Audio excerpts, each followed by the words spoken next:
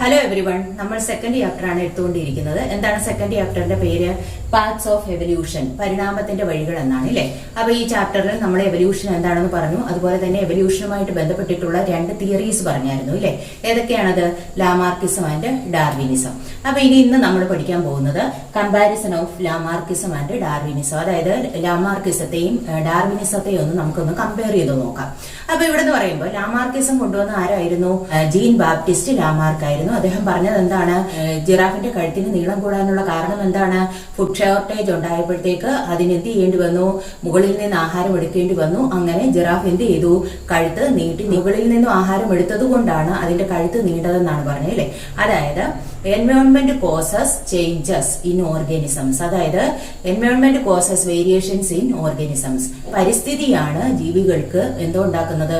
വ്യതിയാനങ്ങൾ അല്ലെങ്കിൽ മാറ്റങ്ങൾ ഉണ്ടാക്കുന്നതെന്നാണ് ആര് പറഞ്ഞത്? ലാമാർക്ക് പറഞ്ഞത് ഇല്ലേ. അതായത് ഒരു ജീവി അതിന്റെ ലൈഫ് ടൈമിൽ അക്വയർ ചെയ്യുന്ന ക്യാരക്ടേഴ്സ് എന്ത് ചെയ്യുന്നു? അടുത്ത ജനറേഷനിലേക്ക് പോകുന്നു. അത് ന്യൂ സ്പീഷീസിന്റെ ഫോർമേഷന് കാരണമാകുന്നു എന്നാണ് ആര് പറഞ്ഞത്? ലാമാർക്ക് പറഞ്ഞത് ഇല്ലേ. അതായത് ഇവിടെ നിന്ന് പറയുന്നത് ഫുഡ് സ്കേഴ്സിറ്റി അല്ലെങ്കിൽ ഭക്ഷണ ദൗർലഭ്യം ഉണ്ടായപ്പോഴത്തേക്ക് ജിറാഫ് എന്ത് ചെയ്തു? കഴുത്ത് മുകളിലേക്ക് ഉയർത്തി എന്ത് ചെയ്യാൻ തുടങ്ങി? ആഹാരം എടുക്കാൻ തുടങ്ങി. അതിന്റെ ഫലമായിട്ട്, അതായത് കഴുത്ത് നിരന്തരമായിട്ട് യൂസ് ചെയ്തതിന്റെ ഫലമായിട്ട് കഴുത്തിൽ നീളം വെച്ചു എന്നാണ് പറഞ്ഞത് അല്ലേ. അപ്പൊ ഇവിടെ എൻവയോൺമെന്റിൽ ഉണ്ടായ ചേഞ്ചസ് മൂലമാണ് എന്ത് സംഭവിച്ചത്? ജിറാഫിന്റെ കഴുത്ത് നീളം ഉള്ളതാകാൻ കാരണം എന്നാണ് ആര് പറഞ്ഞത്? ലാമാർക്ക് പറഞ്ഞത് അല്ലേ. അതായത് environment causes variations in organisms. പരിസ്ഥിതിയിൽ ഉണ്ടാകുന്ന മാറ്റങ്ങളാണ് ജീവികളിൽ ഉണ്ടാകുന്ന വ്യതിയാനങ്ങൾക്ക് കാരണം എന്നാണ് ലാമാർക്ക് പറഞ്ഞത്. ഇനി ഡാർവിൻ എന്താണ് പറഞ്ഞത്? ഫേവറബിൾ വേരിയേഷൻസ് ഉള്ളതിനെ നേച്ചർ സെലക്ട് ചെയ്യുന്നു എന്നാണ് പറഞ്ഞത് അല്ലേ. അതായത് അദ്ദേഹത്തിന്റെ അഭിപ്രായത്തിൽ ജിറാഫുകൾ എന്ന് പറയുമ്പോൾ കഴുത്തിന് നീളം കൂടിയവയും നീളം കുറഞ്ഞവയും ഉണ്ടായിരുന്നു. അപ്പം ഫുഡ് സ്കേഴ്സിറ്റി ഉണ്ടായപ്പോഴത്തേക്ക് കഴുത്തിന് നീളമുള്ളവയ്ക്ക് മുകളിൽ നിന്ന് ആഹാരം എടുക്കാൻ സാധിച്ചു. അങ്ങനെ അവരെന്ത് ചെയ്തു? സർവൈവ് ചെയ്തു. പക്ഷെ കഴുത്തിന് നീളം കുറഞ്ഞവരുടെ അവസ്ഥ എന്തായിരുന്നു? അവർക്ക് മുകളിൽ നിന്ന് ആഹാരം എടുക്കാൻ പറ്റിയില്ല. അവർക്ക് ഫേവറബിൾ വേരിയേഷൻസ് അല്ലെങ്കിൽ അനുയോജ്യമായിട്ടുള്ള വ്യതിയാനങ്ങൾ ഉണ്ടായില്ല ഇല്ലേ. അതേസമയം കഴുത്തിന് നീളമുള്ള ജിറാഫുകൾക്ക് എന്ത് ചെയ്യാൻ സാധിച്ചു? ആ ഉണ്ടായ മാറ്റത്തിനനുസരിച്ച് അവയുടെ കഴുത്തിന്റെ നീളം ഉപയോഗിച്ചിട്ടില്ലേ. അതായത് കഴുത്തിന് നീളം ഉണ്ടായത് കൊണ്ട് അവർക്ക് എന്ത് ചെയ്യാൻ പറ്റി? മുകളിൽ നിന്ന് ആഹാരം എടുക്കാൻ പറ്റിയില്ലേ. അപ്പൊ ഇവിടെ എന്ന് പറയുന്നത് ഫേവറബിൾ വേരിയേഷൻസ്, അതായത് ഈ കഴുത്തിന് നീളമുള്ളവർക്ക് എന്ന് പറയുന്നത് ആ ഒരു എൻവയോൺമെന്റിനോട് യോജിച്ചു പോകാനുള്ള വേരിയേഷൻസ് അല്ലെങ്കിൽ വ്യതിയാനങ്ങളായിരുന്നു അല്ലെ. അതുകൊണ്ട് അവരെ നേച്ചർ എന്ത് ചെയ്തു? സെലക്ട് ചെയ്തു. പക്ഷെ കഴുത്തിന് നീളം കുറഞ്ഞ ജിറാഫുകളുടെ അവസ്ഥ എന്താണ്? അവർക്ക് ആ ഒരു സാഹചര്യത്തോട് പൊരുത്തപ്പെട്ട് ജീവിക്കാൻ പറ്റത്തില്ല അല്ലെ. അവരിൽ ഉണ്ടായ വേരിയേഷൻസ് അല്ലെങ്കിൽ വ്യതിയാനങ്ങൾ എന്ന് പറയുന്ന അൺഫേവറബിൾ ആയിരുന്നു. അപ്പൊ ആ വേരിയേഷൻസ് ഉള്ളതിനെ നേച്ചർ എന്ത് ചെയ്തില്ല? സെലക്ട് ചെയ്തില്ല. എപ്പോഴും നേച്ചർ എങ്ങനെയുള്ളവരെയാണ് സെലക്ട് ചെയ്യുന്നത്? ഫേവറബിൾ വേരിയേഷൻസ്, അതായത് ആ എൻവയോൺമെന്റിൽ ഉണ്ടാകുന്ന മാറ്റങ്ങൾക്കനുസരിച്ച് ജീവിച്ചു പോകുന്നവർ അല്ലെങ്കിൽ ഫേവറബിൾ വേരിയേഷൻസ് ഉള്ളവരെ മാത്രമേ നേച്ചർ സെലക്ട് ചെയ്യൂ. അപ്പൊ ഇവിടെ എന്ന് പറയുന്നത് ഈ ലാമാർക്ക് പറഞ്ഞ കാര്യങ്ങൾ അംഗീകരിക്കപ്പെട്ടിട്ടില്ല എന്ന് നമുക്കറിയാം. കാരണം എന്താണ്? അക്വേർഡ് ക്യാരക്ടേഴ്സ് എന്ന് പറയുമ്പോൾ എപ്പോഴും ജെയിനിൽ ഉണ്ടാകുന്ന വ്യത്യാസം കൊണ്ടൊന്നും അല്ല ഉണ്ടാകുന്നത് അല്ലേ. അപ്പൊ അങ്ങനെ വരുമ്പോഴത്തേക്ക് ലാമാർക്കിസത്തെ അംഗീകരിച്ചില്ല. പക്ഷെ ഡാർവിനിസം എന്ന് പറയുന്നത് ആ ഒരു സമയത്ത്, അതായത് ഡാർവിന് ഈ വേരിയേഷൻസ് എങ്ങനെ ഉണ്ടാകുന്നു എന്നൊന്നും പറയാൻ പറ്റിയില്ല. അതുകൊണ്ട് അതെന്ന് പറയുന്ന ഒരു വലിയ പോരായ്മയായിരുന്നു. കാരണം എന്താണ്? ഡാർവിൻ പറഞ്ഞു ജീവികളിൽ വേരിയേഷൻസ് ഉണ്ടാകുന്നു, വേരിയേഷൻസ് ഉള്ളവയെ അല്ലേ, അതായത് ഫേവറബിൾ വേരിയേഷൻസ് ഉള്ളവയെ നേച്ചർ സെലക്ട് ചെയ്യുന്നു എന്ന് പറഞ്ഞു. അപ്പൊ ഈ വേരിയേഷൻസിനുള്ള കാരണം എന്താണെന്നോ വേരിയേഷൻസ് എങ്ങനെ ഉണ്ടാകുന്നു എന്നോ ഒന്നും ആർക്ക് പറയാൻ പറ്റിയില്ല? ചാൾസ് ഡാർവിന് പറയാൻ പറ്റിയില്ല. അപ്പൊ അതിന്റെ ഒരു ലിമിറ്റേഷൻ തന്നെയാണ് ഇതിന്റെ ഡാർവിനിസത്തിന്റെ അല്ലെ. പിന്നീട് അതിനുശേഷമാണ് നമ്മുടെ ഗ്രിഗർ ജോഹാൻ മെൻഡലിന്റെ പഠനങ്ങളൊക്കെ പുറത്തു വന്നു. ജീനുകളെയും ക്രോമസോമുകളെയും ഒക്കെ കണ്ടുപിടിച്ചു. അതുപോലെ തന്നെ ജീവികളിൽ ഉണ്ടാകുന്ന വേരിയേഷൻസിനും അതുപോലെ തന്നെ ഇൻഹെറിറ്റൻസിനും ഒക്കെ കാരണം ജീൻസ് ആണെന്ന് കണ്ടുപിടിച്ചു ഇല്ലേ. അപ്പൊ ഇങ്ങനെ ജീനിൽ ഉണ്ടാകുന്ന ചേഞ്ചസ് മൂലമാണ് വേരിയേഷൻസ് ഉണ്ടാകുന്നതെന്ന് കണ്ടുപിടിക്കപ്പെട്ടു. അപ്പൊ അതിനുശേഷമാണ് ഡാർവിൻ പറഞ്ഞ കാര്യങ്ങൾ എല്ലാവരും എന്ത് ചെയ്തത്? അംഗീകരിച്ചത് ഇല്ലേ. അതായത് വേരിയേഷൻസ് എന്ന് പറയുമ്പോൾ എപ്പോഴും ഉണ്ടാകുന്നത് എങ്ങനെയാണ്? ജനറ്റിക് ചേഞ്ചസ് മൂലമാണ്, അതായത് ജീനിൽ ഉണ്ടാകുന്ന മാറ്റങ്ങൾ മൂലമാണ് വേരിയേഷൻസ് ഉണ്ടാകുന്നത്. ഈ വേരിയേഷൻസ് കാരണമാണ് എന്തോ ഉണ്ടാകുന്നത്? എവല്യൂഷൻ ഉണ്ടാകുന്നത്, പരിണാമം ഉണ്ടാകുന്നത്. അപ്പൊ ഇങ്ങനെ ജെനറ്റിക്സ് എന്ന് പറയുന്ന ഒരു ശാഖയൊക്കെ വന്നതുകൊണ്ട് എന്ത് ചെയ്തു? ചാൾസ് ഡാർവിൻ കണ്ടുപിടിച്ച കാര്യങ്ങളെ അംഗീകരിച്ചു. അതായത് പോപ്പുലേഷൻ ജെനറ്റിക്സ്, അതുപോലെ തന്നെ പാലിയന്റോളജി എന്ന് പറഞ്ഞു കഴിഞ്ഞാൽ സ്റ്റഡി ഓഫ് ഫോസിലുകളെ കുറിച്ചുള്ള പഠനമാണ്. അതുപോലെ തന്നെ എൻവയോൺമെന്റൽ സയൻസ്, പരിസ്ഥിതി ശാസ്ത്രം. അപ്പൊ ഇങ്ങനെയുള്ള പഠന ശാഖകളൊക്കെ വന്നതോടുകൂടി ചാൾസ് ഡാർവിൻ പറഞ്ഞ അദ്ദേഹത്തിന്റെ ഡാർവിനിസത്തെ എന്ത് ചെയ്യാൻ പറ്റി?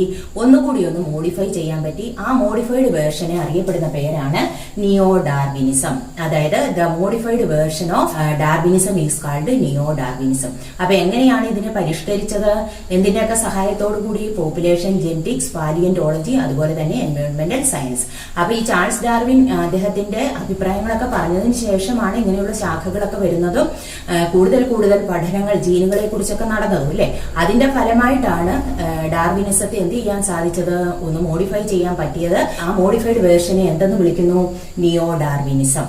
ഇനി അതുപോലെ തന്നെ ഈ എവല്യൂഷൻ അല്ലെങ്കിൽ ജീവപരിണാമം എന്ന് പറയുന്ന ഈ ഒരു ശാഖ വന്നതോടുകൂടി നമുക്ക് ഒരുപാട് ഗുണങ്ങൾ ഉണ്ടായിട്ടുണ്ട് അല്ലേ. അതായത് ഇപ്പൊ തന്നെ നമുക്കറിയാം ആന്റിബയോട്ടിക് റെസിസ്റ്റൻസ്, ബാക്ടീരിയകൾക്കും വൈറസുകൾക്കും ഒക്കെ മരുന്നുകളോടൊക്കെ ഒരു പ്രതിരോധ ശേഷി ഉണ്ടായിട്ടുണ്ട് അല്ലേ. അപ്പൊ ആ പ്രതിരോധ ശേഷി എന്തുകൊണ്ടാണെന്നോ ആ പ്രതിരോധ ശേഷി ഉണ്ടായിട്ടുണ്ടെങ്കിൽ നമുക്ക് അതിനനുസരിച്ചിട്ടുള്ള ട്രീറ്റ്മെന്റ് കൊടുക്കാനും ഒക്കെ എന്തുകൊണ്ട് കഴിഞ്ഞു? അതായത് ഈ എവല്യൂഷൻ അല്ലെങ്കിൽ ജീവപരിണാമം എന്ന ഒരു ശാഖയെ കുറിച്ച് കൂടുതലുള്ള പഠനങ്ങൾ വന്നതോടുകൂടി സാധിച്ചു. ദെൻ അതുകൂടാതെ തന്നെ നമുക്കറിയാം ഇപ്പൊ തന്നെ ഒരുപാട് രോഗങ്ങളില്ലേ, അതായത് ജനറ്റിക് ഡിസീസസ്, ജീനുമായിട്ട് ബന്ധപ്പെട്ടിട്ടുള്ള രോഗങ്ങളൊക്കെ.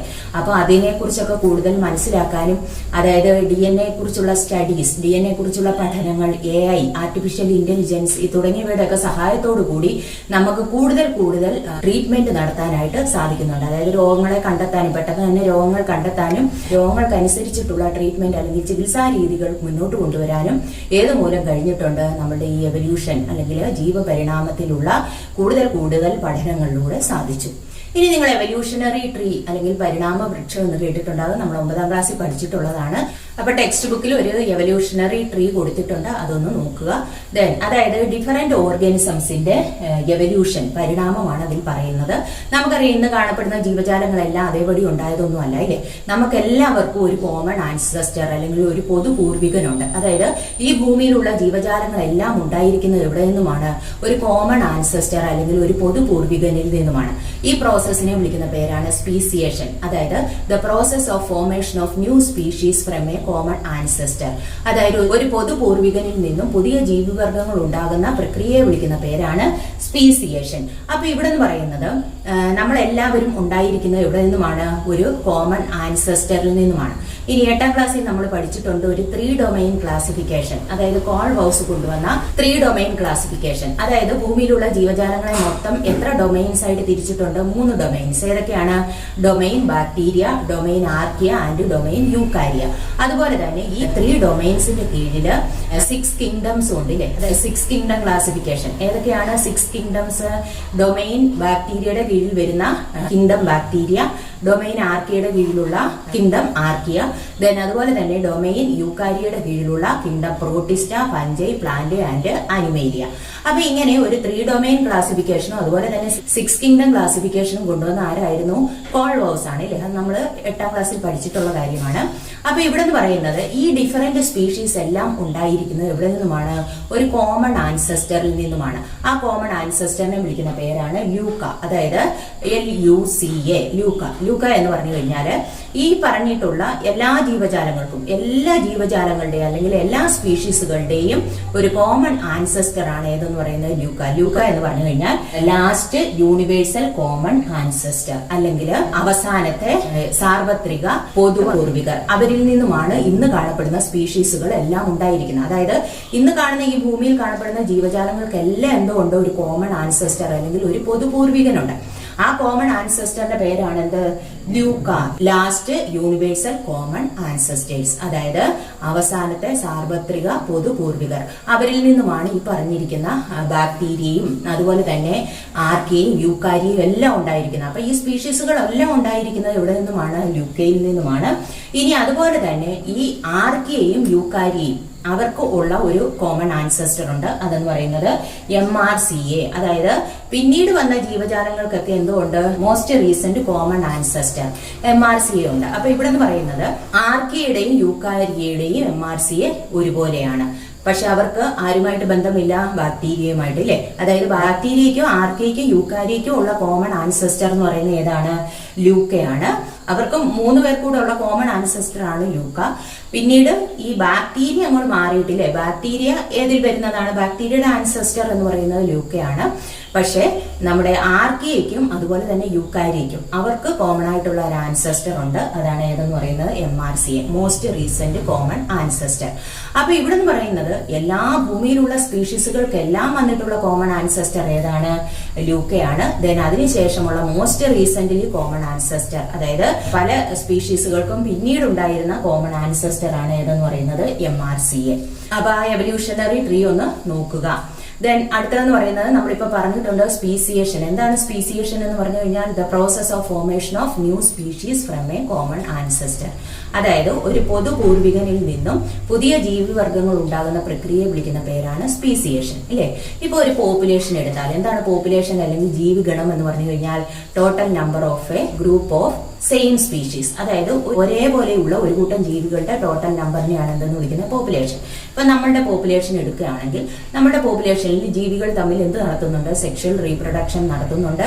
സെക്ഷൽ റീപ്രൊഡക്ഷൻ നടക്കുന്നതിന്റെ ഫലമായിട്ട് അടുത്ത ജനറേഷനിൽ എന്തോ ഉണ്ടാകുന്നുണ്ട്? വേരിയേഷൻസ് വരുന്നുണ്ട്, അല്ലേ? അപ്പൊ ഇങ്ങനെ വ്യതിയാനങ്ങൾ ഉണ്ടെങ്കിലും നമ്മൾ ഏത് കൂട്ടത്തിൽ തന്നെ പെടുന്നവരാണ്? മനുഷ്യരിൽ തന്നെ പെടുന്നവരാണ്. അപ്പൊ ചെറിയ ചെറിയ വേരിയേഷൻസ് ഒക്കെ നമ്മളിൽ വരുന്നുണ്ട്. പക്ഷെ എന്നും പറഞ്ഞ് അത് പുതിയ സ്പീഷീസ് ആണോ? അല്ല. കാരണം എന്താണ്? നമ്മളെല്ലാം ഒരുപോലെ ഇരിക്കുന്നവരാണ്. ചെറിയ ചെറിയ വേരിയേഷൻസ് മാത്രമേ ഉള്ളൂ. അത് എന്തുകൊണ്ടാണ് വന്നത്? നമ്മളിൽ നടക്കുന്ന സെക്ഷൽ റീപ്രൊഡക്ഷൻ കൊണ്ടാണ്, അല്ലേ? പക്ഷെ ഇനി എപ്പോഴെങ്കിലും ഈ ഒരു സെയിം പോപ്പുലേഷനിൽ മ്യൂട്ടേഷൻ അല്ലെങ്കിൽ നാച്ചുറൽ സെലക്ഷൻ, അതുപോലെ തന്നെ ജീൻ റീകോമ്പിനേഷൻ, ജനിതക പുനഃസംയോജനം തുടങ്ങിയവയൊക്കെ ഉണ്ടാവുകയാണെന്നുണ്ടെങ്കിൽ സ്പീഷീസുകൾക്ക് എന്ത് വരാം? വ്യത്യസ്തത വരാം, അല്ലെ? അപ്പൊ ഈ മ്യൂട്ടേഷൻ എന്നൊക്കെ പറയുന്നത് സഡൻ ആയിട്ട് ജീനുകളിൽ ഉണ്ടാകുന്ന ചേഞ്ചസ് ആണ്. അപ്പൊ അങ്ങനെയൊക്കെ ഉണ്ടാകുമ്പോഴത്തേക്ക് എന്ത് ഫോം ചെയ്യാനുള്ള സാധ്യതയുണ്ട്? ഒരു ന്യൂ സ്പീഷീസ് ഫോം ചെയ്യാനുള്ള സാധ്യതയുണ്ട്. അപ്പൊ ഇവിടെ നിന്ന് പറയുമ്പോൾ സെക്ഷൽ റീപ്രൊഡക്ഷൻ ഒരു പോപ്പുലേഷനിൽ നടക്കുകയാണെങ്കിൽ ചെറിയ ചെറിയ വേരിയേഷൻസ് മാത്രമേ വരുന്നുള്ളൂ. അത് ന്യൂ സ്പീഷീസിന്റെ ഫോർമേഷന് കാരണമാകത്തില്ല. പക്ഷെ എപ്പോഴെങ്കിലും ഈ ഒരു പോപ്പുലേഷനിൽ എന്ത് വരിക? മ്യൂട്ടേഷൻ, അതുപോലെ തന്നെ ജീൻ റീകോമ്പിനേഷൻ, നാച്ചുറൽ സെലക്ഷൻ തുടങ്ങിയവ ഉണ്ടാവുകയാണെന്നുണ്ടെങ്കിൽ എന്തു വരാം? ജീവികളിൽ നല്ല രീതിയിലുള്ള വേരിയേഷൻസ് ഉണ്ടാകും. അപ്പൊ ഈ വേരിയേഷൻസ് എന്ന് പറയുന്നത് പരസ്പര റീപ്രൊഡക്ഷന് പറ്റാത്ത രീതിയിലുള്ള പുതിയ സ്പീഷീസിന് ഫോം ചെയ്യാൻ കാരണമാകുന്നു. അപ്പൊ ഇങ്ങനെ പുതിയ സ്പീഷീസുകൾ ഉണ്ടാകുമ്പോൾ ആ ഒരു പോപ്പുലേഷനിൽ തന്നെയാണ് പുതിയ സ്പീഷീസ് ഉണ്ടായത്, അല്ലേ? പക്ഷെ ആ പോപ്പുലേഷനിലുള്ള ആ രണ്ട് സ്പീഷീസുകൾ തമ്മിൽ എന്തിന് സാധിക്കത്തില്ല? റീപ്രൊഡക്ഷൻസ് സാധിക്കില്ല. കാരണം എന്താണ്? ആ പുതിയതായിട്ട് ഉണ്ടായതെന്ന് പറയുന്നത് വേരിയേഷൻസ് ഉള്ളവരാണ്, അല്ലേ? അപ്പൊ ഈ ഒരു പോപ്പുലേഷനിൽ ഉള്ളവരാണെങ്കിലും അവരിൽ വേരിയേഷൻസ് ഉണ്ടായത് കൊണ്ട് അവര് തമ്മിൽ എന്തിനും സാധിക്കില്ല? റീപ്രൊഡക്ഷന് സാധിക്കില്ല. അപ്പൊ ഇവിടെ എന്ന് പറയുന്നത് ഒരു ന്യൂ സ്പീഷീസ് അല്ലെങ്കിൽ പുതിയ ഒരു ജീവിവർഗം ഉണ്ടായി. ഇതിനെ വിളിക്കുന്ന പേരാണ് സ്പീസിയേഷൻ. അതായത് the process of formation of new species from a common ancestor is called speciation. അതായത് ഒരു പൊതു പൂർവികനിൽ നിന്നും ഒരു പുതിയ ജീവിവർഗം ഉണ്ടാകുന്ന പ്രക്രിയയെ വിളിക്കുന്ന പേരാണ് സ്പീസിയേഷൻ. അപ്പൊ ഇന്ന് നമ്മൾ പറഞ്ഞത് ലാമാർക്കിസവും ഡാർവിനിസവും തമ്മിലുള്ള കമ്പാരിസൺ, അതുപോലെ തന്നെ നിയോ ഡാർവിനിസം, ഡിഫറെന്റ് ഓർഗാനിസംസിന്റെ എവല്യൂഷൻ, സ്പീസിയേഷൻ തുടങ്ങിയവയാണ്. അപ്പൊ ഇനി നമുക്ക് പറയാനുള്ളത് എവിഡൻസസ് ഓഫ് എവല്യൂഷൻ, അതായത് എവല്യൂഷന്റെ തെളിവുകളാണ്. അപ്പൊ അതിനെക്കുറിച്ച് നമുക്ക് അടുത്ത ക്ലാസ്സിൽ എടുക്കാം. ഇന്ന് പറഞ്ഞ കാര്യങ്ങൾ എല്ലാവർക്കും മനസ്സിലായി കാണുമെന്ന് പ്രതീക്ഷിക്കുന്നു. Thank you.